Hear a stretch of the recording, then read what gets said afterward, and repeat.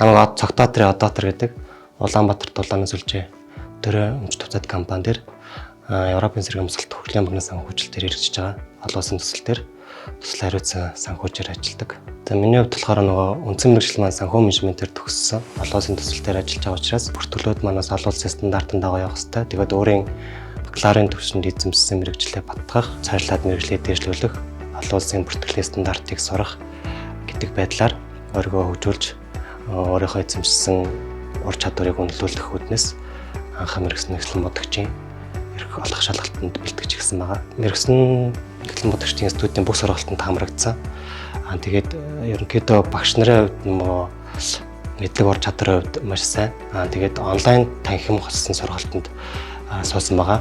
Цаг зав багтай бидний хувьд болохоор нөгөө онлайнаар хичээлүүдэд үзээд тухайн ажилтай холбогдлолтой онлайн мэдлэгээ маш сайн аваад тэгээд бодлого дасгалын урамжтайгаар ажилласны дараа ойлгомжгүй байгаа зүйлүүдэд танхимд багштайгаа ажилласнаар илүү нөгөө мэдлэгийг хүлээж авсан. Хоёрдугаар нөгөө ажил дээр тулгардаг нөгөө шийдэж чадахгүй асуудлуудыг багш нараасаа дэмжлэг тусалцаа авах те мөн хамт суралцж байгаа хүмүүсээс туршлага судлах юм давуу талыг бол би ойлгож гисэн. Шинээр мэргэжлийн эхлэн бодогч болохоор горлоо шалгалтандаа бэлтгэж байгаа хүмүүст хандж хэлэхэд ерөнхийдөө нөгөө өөртөө маш сайн төлөвлөгөө гаргаад төлөвлөгөөнийхэн дагуу бэлдэж чадах юм бол мэргэжлийн эхлэн бодогч болох боломжтой.